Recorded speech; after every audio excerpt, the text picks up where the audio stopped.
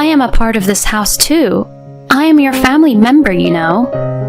My mother-in-law Phyllis snickered when I said that. Huh? Who are you? Who do you think you are? My family only consists of 4 people. No matter what I do, my mother-in-law seems to treat me like a stranger. I ran out of patience and decided to go back to my parents' house. When my parents heard what I had to say, they were furious. I will have a nice chat with them. But I calmly replied to my parents, don't worry, I've already got my revenge from them. My name is Brianna. I'm 34 years old and I work from home. I recently got married to a man named Todd. We met at a matchmaking party held by my friend. Working from home, I rarely met anyone, and my friend, who was worried about that, set up the matchmaking party for me. All my life, I have been devoted to my studies, and my love life was secondary. Even after I became an adult, I continued to focus on work and didn't prioritize my love life. So before I knew it, I was almost turning in my 30s without having any experience in love. Then, I met Todd at the matchmaking party I attended. He was very bright, and he stood out at the party. I was very nervous because it was my first time to attend a party like this, but he talked to me a lot, and I was able to fit in well thanks to him. Then we changed seats, and everyone started talking to their neighbors, and I ended up next to Todd. So we talked about a lot of things. Huh. Brianna, you work from home. That's so cool. It sounds like what people would do nowadays. Oh, you think so? Personally, I think it's pretty dull. That's not true. You should have more confidence in yourself. I was glad he complimented me like that. And he even asked me out on a date. I had been attracted to him from the party, so I said yes to his date request and we went out together on our day off. He was very interesting to talk to, and he kept leading me and pulling me along to do some things on the date. I was quite reserved when it came to romance, so I think a type like him was a good match for me. We even got married a year after we started dating. I was surprised that I got married much quicker than I had imagined. But I was very happy that he proposed to me and I wanted to marry him. Besides, I felt like I was at the right age to marry him, and I think he had that same idea in mind. Well, that's what I at least thought so at the time. Then we greeted each other's parents. There, I met my in-laws for the first time. Hi, it's nice to meet you. I'm Brianna. Hi, nice to meet you. We are Todd's parents. Thank you for marrying such a boy like him. Hey, Mom, what do you mean? Oh, you're right. I used the wrong word. Thank you for marrying such a guy like him. What? That didn't change anything. I was so amused by the exchange between him and his mother that I let out a laugh. At first, I was nervous about the wedding greeting, but thanks to his mother, I felt relaxed. From then on, the wedding greeting proceeded in a pleasant atmosphere from start to finish. Brianna, I'm looking forward to being your family for a long time. Yes, me too. Thank you very much. After that, the meeting between the two families was successfully completed, and Todd and I had a nice ceremony. All my friends attended the ceremony and congratulated me greatly for my marriage. I was very satisfied that the wedding ceremony was done exactly as I wanted it to be. After the wedding, my husband and I went on our honeymoon. It was my first time to go abroad, and I was very impressed by how wonderful it was.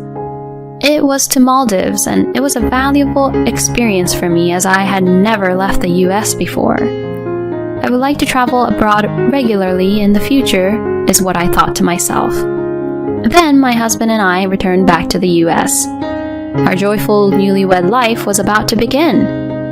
I excitedly got off at the airport. Then my husband said this to me. Actually, I have already prepared a room for us to live together. Oh, really? Yeah, I've already moved my stuff, so all I have to do is move Brianna's stuff. why don't we pack up and move in together now? Yeah, I will. I was surprised, not knowing that my husband had done that as a surprise. But I was very happy that he was thinking like that to make our newlywed life better together. Then my husband helped me pack my belongings. As expected, it was difficult to finish packing in one day, so we divided it into 2 or 3 days and packed little by little. We decided that if we were going to spend a few days, we should call a moving company, so I had my necessary belongings loaded onto a truck and my husband and I drove to the new house. I was excited to get in the car with my husband, but I felt a certain discomfort on the way. The roads around here do look familiar.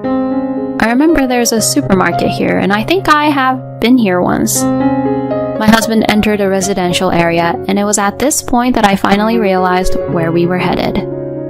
Hey, could this new house be... When I asked him that, he turned the wheel and said, My parents' house, of course. What? I said so, feeling really surprised. Wait a minute.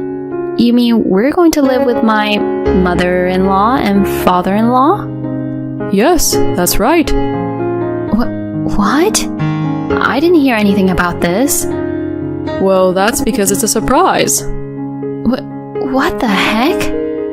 I'm not at all happy about that surprise. As I was turning pale, my husband saw my facial expression and became grumpy. What? You don't want to live with my parents? No, that's not it, but I just wanted you to discuss such an important matter naturally to me instead of keeping quiet about it. But if I do that, then it wouldn't be a good surprise. And that's why I said there's no need to make it a surprise. I was a little irritated that my husband, who couldn't understand my feelings and my tone, became a little colder. My husband became even grumpy and said angrily, What's with that attitude? You're the one who married me and married into my family. What your husband says is absolute. Don't be selfish and just do what I say. I was so surprised at the change in my husband's attitude that I froze. My husband had been very kind to me when we were dating and had been a gentleman to me. But he was a different person in front of me right now. We got here, so get off. I had no choice but to get out of the car. Then my mother-in-law Phyllis came out from their house. Todd, Brianna, welcome home. Saying so, Phyllis greeted us with a huge smile. I was surprised by my husband's sudden declaration that we were going to live together, but the fact that Phyllis greeted us so kindly made my anxiety disappear a little. My parents-in-law are nice people, so living together might not be hard. Well, if possible, I wanted to live only with just the two of us at first. I've already asked the movers to move my stuff, so there's no backing out now. I was not convinced, but I had no choice but to move in with my in-laws. But this decision was a huge mistake I had made. I should have left my parents-in-law at that time, even if I had to throw everything away. I went to my in-laws' house with a lot of anxiety. On the first day, my in-laws treated me kindly, and I felt a little calmer. However, I felt a little distrustful towards my husband. I wondered if that overbearing attitude of Todd was his true nature. At dinner that night, my husband was in a good mood after having his favorite food delivered to his house, so I did not know if it was his true nature or not. But the next day, I would soon regret coming to this house. When I woke up in the morning and went to the living room, Phyllis had a scary look on her face. Good morning. I thought she might be angry, so I greeted her quietly. But Phyllis did not respond back and ordered me to make breakfast as soon as possible. When I was being stunned, Phyllis looked annoyed and yelled at me. Why are you just standing there? Get moving. Prepare breakfast. I had no choice but to stand in the kitchen after being yelled at like that. But I didn't know where the cooking utensils and seasonings were, and I didn't want to be asked to cook a meal for the family all of a sudden. As I fumbled around, Phyllis let out a deep sigh. Oh no, you can't do any housework at all, can you? You are useless as a wife. I don't know why she'd say that to me. Then Phyllis glared at me. What's with that face? Huh? You're making a face like you're trying to go against me. Oh, no. You're a cocky wife, you know. You've married into this family, and you have to do as we tell you to do. I was completely speechless. Phyllis was making the same comments as what Todd had said yesterday. Perhaps the true nature of the people in this house is the same for everyone, and they intend to treat the wife as slaves. As I was preparing breakfast with this thought in mind, my husband and father-in-law, Dan, woke up. My father-in-law said one word: coffee. As I was concentrating on preparing breakfast, I heard Dan's angry voice. Hey, you! I said coffee. Can you not hear well? Dan apparently said that one word, coffee, to tell me to prepare coffee. I was surprised, but quickly prepared the coffee. My goodness, what a useless wife you are. I guess you haven't done any housework in your life, have you? Dan sipped his coffee while saying such a thing. I realized that not a single person in this house was on my side. And for the rest of the day, my in-laws were always trying to bully me. You're the housewife, so it's natural that you have to do all the housework. It's only natural, since Todd is the one who feeds for you. My in-laws would say things like that. I explained many times that I work from home, but they would not listen to me. My husband's goal seemed to be to take me to my in-laws and use me as their housekeeper, and they didn't even feel guilty at what they were doing to me.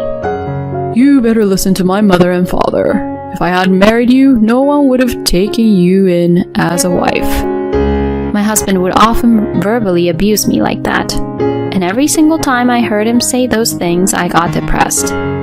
When I didn't rebel and did as they said, my in-laws got more and more out of line and stopped treating me like a person. First of all, they stopped calling me by name and only said, "Hey, you." Then they started to use words to denigrate my personality on a daily basis. My in-laws kept saying, "You parasite." And before I knew it, my husband started calling me a parasite too. I wanted to leave this house, but I knew that if I just ran away, I would end up not being able to have a chance to get back at them. My in-laws would probably go around telling my neighbors and relatives that I was a terrible wife and made me look bad. I cannot allow that to happen. I was actually looking for an opportunity to revenge on my in-laws.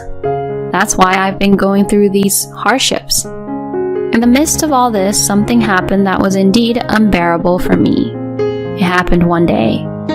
My husband unusually asked me to make a reservation at a fancy restaurant. Normally, I would think this was just an order, but it was almost my husband and I's wedding anniversary.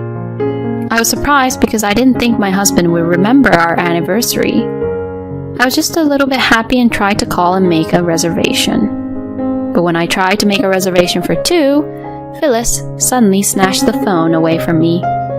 "Please make a reservation for 4 people." She then hung up the phone. "What are you doing?" I said as I asked her to give me the phone back. Phyllis replies, "You made a reservation for 2 people. Are you an idiot?" But my husband and I were celebrating our wedding anniversary that day. When I said that much, Phyllis interrupted me and said, "What? What are you talking about? Who cares about that? My daughter who studied abroad is coming home that day, so we're all going out for dinner as a family." Excuse me? Apparently, my mother-in-law was planning to go to a restaurant not with me, my husband, and my father-in-law, but with them and my sister-in-law. I was completely appalled. I am a part of this house too. I am your family member, you know. My mother-in-law, Phyllis, snickered when I said that. Huh? Who are you? Who do you think you are? My family only consists of 4 people. You're just a slave, a housekeeper. Don't ever get the wrong idea. No matter what I do, my mother-in-law seems to treat me like a stranger. Since I ran out of patience, I decided to go back to my parents' house. I I then packed my bags and went to my parents' house while my in-laws went to the fancy restaurant. My parents were surprised to see me arrive with my large luggage. I explained to my parents about my life at my in-laws until now. My parents were furious when they heard what I had to say. I'll have a chat with them. But I calmly replied to my parents, "Don't worry, I've already taken my revenge." What? My parents both looked confused. I told my mother, "It's been a while since I've had your meals, Mom, and I want to relax," and went inside the house. And my mother put all her skill into cooking many delicious home-cooked meals. While I was enjoying my mother's cooking, my phone rang repeatedly. Most of the calls and messages were from my husband and mother-in-law, so I decided to turn off my phone. That day, I took a relaxing bath at my parents' house and went to sleep in a relaxed state. Then the next day, when I turned on my phone, I still received many calls from my mother-in-law and husband. I had no choice but to answer the phone. Then I heard my mother-in-law's panicking voice. "You, what are you doing? You can't just leave the divorce papers and take all your stuff with you." "That's exactly what I mean. I can no longer live with you people. I can't stand your bullying anymore." As I said this, I heard my husband's voice. Apparently, the phone was on speaker. You've got to be kidding me. I won't allow you to divorce me. I mean, come home right now and do the housework, you parasite. Todd spits out his words. I really don't know how I can deal with these people anymore. Because you keep on behaving like that, that's why I don't want to live with you all anymore. What? Hey, you better be joking. A wife is supposed to do whatever her husband and his family says. If you don't understand that, you're not qualified to be a wife. I struggled to hold back my laughter at my husband, who was getting himself into more and more trouble. Why don't you just leave it at that already? Huh? What do you mean? Did you really think that I haven't done anything for about the last 6 months or so? I kept a notebook of all the times you people have abused and bullied me, and I recorded every horrible word you said to me. I even recorded what you said on the phone just now. What the? How dare you? My in-laws started to get upset, so I decided to tell them all about my plan. I have all the evidence of the treatment I received from you guys, and after showing it to them, I'm consulting with my lawyer. According to my lawyer, I can get a divorce due to it being your fault, Todd, and I can also get compensation for the damages you caused. Compensation? And my revenge won't end just like that. I'm sending copies of the bullying records to your workplace, your father-in-law's workplace, your relatives, and your neighbors. And a certified letter to your workplace. When I said this, my in-laws fell silent. Oh no. I heard my husband's voice, which sounded like a squeezed, fading voice. And I finally said, "Oh, and you keep calling me a parasite and talking about other people, but I do work from home and I make a lot more money than your son. I know you people don't understand that because you think I'm just a housewife just because I'm home. If you think I'm lying, why don't you ask your idiot son? Either way, I'm definitely getting a divorce anyway, and I'm getting compensation. Well, that's all from me, so don't call me anymore. If you call again, I'll call the police." I said that to them over the phone. My in-laws became quiet at once, so I hung up the phone and blocked their numbers from my phone. After that, as expected, my in-laws got a lot of criticisms from people around them. Both Dan and my husband are getting cold shoulder from people at work. Furthermore, the relatives cursed at them, saying, "You are a disgrace to your relatives, and don't even come to your relatives' gatherings." As for Phyllis, she became mentally ill and became a shut-in because her neighbors stopped hanging out with her. On the other hand, I successfully got a divorce from my husband and also got compensation. I am now working from home at my parents' house and enjoying my days, occasionally traveling abroad with my parents. I will continue to take my parents to various countries to take care of them as their daughter while working hard at my job. Thank you for watching until the end. Please subscribe to our channel. See you in the next video. Parents and children. When this bond is between a mother and son, it may reveal a peculiar daily life that excludes other parties. If not being connected by DNA, they are treated as pests or mere objects, regardless of their advanced nature. They're sometimes kicked out, sometimes beaten to death. A woman married to an elite man deeply attached to his mother confesses her unjust, cruel, yet thrillingly turned around experiences. I'm Lisa, 32 years old. I married my husband Andrew 3 years ago. Our marriage was whispered about as a disparity marriage from the start. Andrew is an elite who graduated from a well-known university and works at a large company securities firm. He takes pride in it. In contrast, I attended a lesser-known trade school and work an ordinary job. There is a world of difference between our incomes. Why would he choose me as his wife? I honestly found it puzzling. Was I really good enough? Weren't there prettier, higher educated women? The guilt I felt at the beginning of marriage is indescribable. In hindsight, my self-deprecation might have distorted his character. 3 years into our marriage, he started treating me like a maid. Lisa, bring me coffee. I can't right now. I'm doing the dishes. Really? Do what your husband tells you to. You really don't know your place, do you? This kind of conversation became frequent at home. Why do I have to do everything even though he can do it himself? Lisa, the TV! I was folding laundry nearby. Hey, I want to watch TV. The remote's right there. Who do you think you're talking to? Silently, I hand him the remote. I wonder to myself, does every only child turn out this way?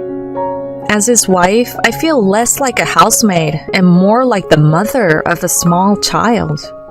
Even a child listens better.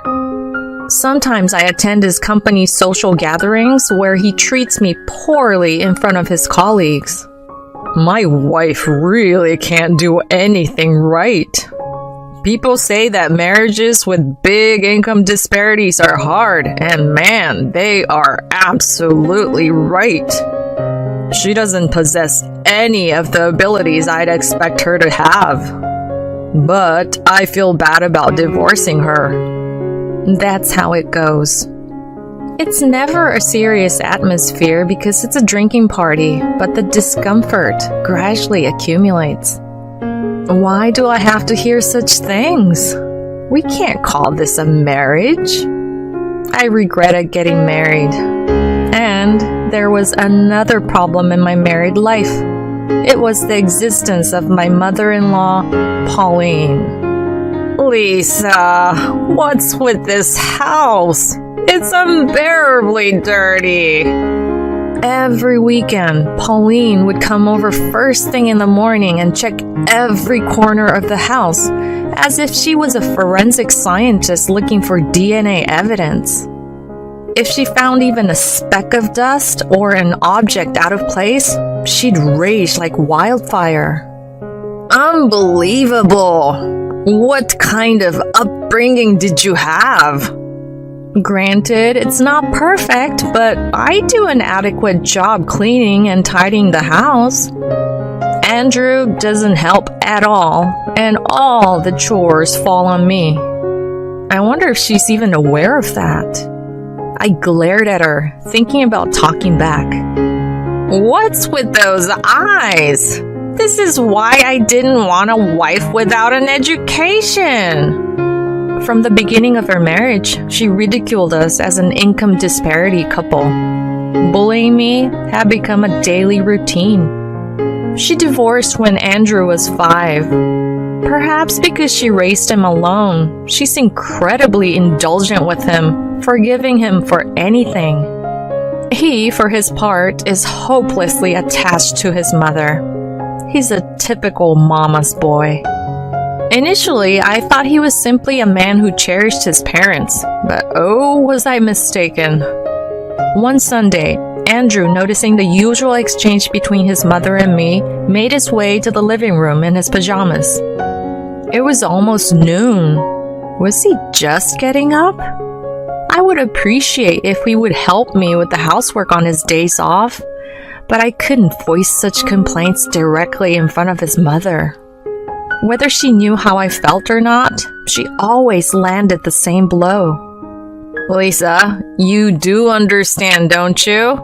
A wife's value lies in serving her husband. Asking him to help with housework is a huge mistake. Knowing he didn't have the slightest intention of helping, I silently started cleaning the house. He said, "That's right, just as Mom said. Do your job properly," cheerfully from his sprawled position on the couch. My weekends, which I wanted to spend leisurely, were always ruined thanks to Pauline and Andrew. Then one day, even though it was only 8 a.m. on a Sunday, the outside was unusually noisy. I glanced beside the bed, but Andrew was no longer there. He got up early for once. Thinking this, I hurriedly headed to the living room. I was stunned. The room was filled to the brim with cardboard boxes. What is all this? I felt dizzy at the shocking turn of events. "Here comes the sleepyhead," a voice echoed from the shadow of the cardboard boxes. It was Pauline. "You're late. Come on, hurry up and help." Andrew, who always lounged on the sofa as usual, spoke while picking his nose. "Help with what? Where did these boxes come from and what are they for?" I raised my voice, unable to comprehend the situation. Ignoring my distress, Pauline's shrill voice echoed. "Hurry up and move them! You're so slow!" "Explain what's happening! What is this?" When I questioned him, Andrew seemed annoyed and casually said, "It's Mom's stuff. She's gonna live here from today." My thought process came to a halt. Live with my mother-in-law? You must be joking!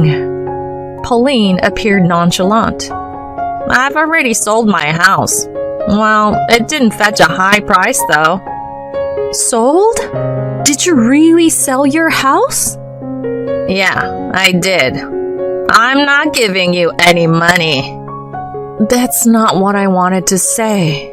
Selling the house meant we couldn't kick her out. A situation of involuntary shared living was thrust upon me, and I could feel a wave of panic beginning to rise. "Hurry up and help! Don't just let Mom do all the work." My husband accused me, still lying lazily on the sofa. "Hey, I haven't been told anything. What's happening?" Gathering myself, I questioned him. "Why do I need your permission? It's my house." "Your house? It's also my house." "Why is it your house? The name on the title is mine." "But isn't it ours as a couple? I'm also paying the mortgage." Then Pauline intervened in our argument. "Do you hear yourself, Lisa? You're living on his salary. You're such an ungrateful daughter-in-law. I need to teach you a lesson or two." Irritated by being constantly blamed, I cut her off. "Please, Pauline, just stay quiet." A quiet, burning anger was welling up within me. "How dare you?" Who do you think you are, huh? They were both taken aback. And I want to ask you the same thing. Do you realize how selfish you've been? Enough with this shit. It was my fierce rebuttal, the first since our marriage. They were both flustered, mouths agape. They really were like two peas in a pod. Two rotten peas. Silence followed. I was sure then I wouldn't live with these selfish people anymore. After a while, Andrew looked at me and stood up as if he had an idea. If you can't listen to me, then I guess there's no choice, he said, and took out some documents from a drawer in the living room. It was the divorce papers I had prepared just in case. He knew I was hiding them. I was thinking of using them someday, but he beat me to it. Andrew, did you prepare this? Pauline asked, looking confused. No, she did. Even though she doesn't have the guts to divorce, she's very thorough with the formalities. He smirked, waving the divorce papers in front of my face. Well, you really are something, she said sarcastically. They probably thought I would cry and apologize.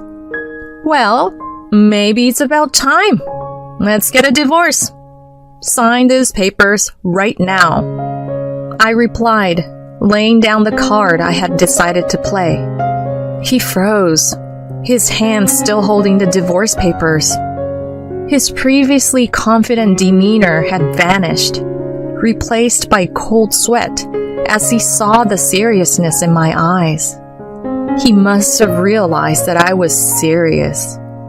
However, he still pretended to be strong. You're just bluffing about divorce, aren't you? If that's what you think, then sign it already. Are you sure about this? Your life is gonna be miserable as a divorcee. Whatever. It was absurd that he was saying this after initiating the divorce. Fine, I'll sign it. Don't regret it later, he said, taking his time to sign the papers. Pauline was glaring at me. I ignored her gaze and started to pack my things to leave the house. The hallway was filled with boxes of her stuff. I packed the bare minimum into a carry-on and prepared to leave the house. I decided to leave behind our couple photos and mementos. They felt like garbage that I wanted to throw away. Once I had packed and went down to the living room, Andrew tossed the divorce papers at me. Here. Alrighty. He still looked skeptical. I realized he was still looking down on me, underestimating me. What a jerk. He must have thought that I was just having a temporary lapse of judgment. I left the house without saying anything more. There was no sign of him following me. It was a bit frustrating, but I was filled with a refreshing feeling knowing that my life as a slave was over. Today was Sunday. I decided to submit the divorce papers the next day and first return to my parents' house. It took me 2 hours by train to get back to my parents' house. They were surprised by my sudden return. Welcome back, Lisa. Are you alone? My mother asked. What happened? Where's Andrew? My father followed up. You wouldn't believe what happened. I recounted the day's events to them. I showed them the divorce papers with Andrew's messy signature on it. It happened in the heat of the moment, but I don't regret it at all. I spat out. My parents were furious after hearing my story. We had no idea he was like that. Why didn't you tell us anything until it came to this? I apologized to my parents. I couldn't stop the tears from overflowing. I felt like something I had been holding back for so long was finally crumbling away. They both held me gently. I was glad I had come home. I felt so from the bottom of my heart. The next day, I told my boss the situation and took a break from work. After submitting the divorce papers to the government office, I had to return to that house one more time to sort out the remaining items. It was a weekday during the day, so Andrew was likely not there, but his mother would be. However, they were strangers to me now. When I opened the door and went inside, Andrew and his mother were sitting on the living room sofa, having a friendly chat. She shouted in anger, "You have some nerve coming back here." But in his usual tone, Andrew said, "You're late. You have plenty to do." He must have thought I was returning as expected. "I'm not back. I just came to sort out my things," I responded. They both looked at me in confusion. "As promised, I have submitted the divorce papers. Thought you might want to know." At my words, they both froze, as if time had stopped. "Wait, you submitted them? Really?" "What's so surprising about that?" "Of course, you signed them, didn't you?" I retorted calmly. "Relax. We're strangers now." I emphasized the word strangers dramatically. They had greatly underestimated how serious I was. I couldn't stop laughing at how satisfying it felt. "Can you afford to live on your salary?" "That's right. You're awfully cheeky for someone who hardly works." These two still didn't get it. "Listen, I am a full-time employee. Sure, I don't earn as much as you, but I have enough salary and savings to live on my own. I had worked full-time for 10 years. Andrew sat there, dumbfounded. I decided to throw out everything unnecessary from the house and thoroughly enjoy the feeling of minimalism. Sorting out my belongings was filled with joy and pleasure. I didn't hear from Andrew for a while. About 3 months later, when I finished work and left the office, I saw a familiar face. It was Andrew. He looked thinner and paler than before. His hair was messy and his suit was rumpled. There was no sign of the elite employee I once knew. "Lisa!" he cried out in a desperate voice. Against my better judgment, I agreed to talk with him at a cafe. He had been so arrogant and selfish. Seeing him so small and weak, I felt a twinge of pity. "As you can see, I'm not doing well. Please, come back. I can't go on like this," he pleaded. "What happened? What's so hard?" "I don't have a place at the company anymore." "Is this somehow related to the divorce?" I questioned, to which he began to explain the circumstances. The shock and loneliness of the divorce led him to take frequent absences from work, and his relationship with his mother had also become strained. "I can't do without you. Serve me again for my sake." At first, it seemed like he was speaking honestly, but the moment he said, "serve me," I saw through his shallow motives. He just wanted someone who would listen to him and comply. He wanted to continue getting his way. "Why don't you ask your mommy?" "Don't say such things, Lisa. I'm begging you," he cried as I looked down at him and considered my thoughts. His job involved a lot of socializing as a couple. Maybe rumors of domestic discord had started circulating because I was no longer present at these events. I'm sure his pride wouldn't allow him to report the divorce. He didn't want to lose the status of being married, which is a mark of maturity. The conspicuous wedding ring still shining on his left ring finger confirmed it. Do you think I'll return to such a slave-like life if you beg? Slave? You love me, don't you? He replied, still not understanding the situation. Listen, we're divorced now, so we're strangers. Bye, I said, regretting having indulged in his nonsense. I left money for my coffee on the table and left the cafe. For a moment, I thought I may have been harsh, but my disdain for his persistent selfishness never waned. I later heard that Andrew had lost his job and had to sell his house to live in a cramped apartment. His mother had become a wandering elderly woman with dementia. It was a fitting end for a man whose only quality was looking down on others. I genuinely thought it served him right. To completely sever my ties with Andrew, I applied for an overseas training program at my company. It was something I had always wanted to do since I joined the company. I could never have considered leaving the US and leaving my husband behind, but now I was free. I would live for myself and do what I wanted to do. Come to think of it, Andrew had said that he wanted to study abroad but couldn't. How ironic that I would be the one to do so. A new chapter in my life was just beginning. What would have happened if he hadn't agreed to write the divorce papers? I might still be enduring a suffocating slave-like life.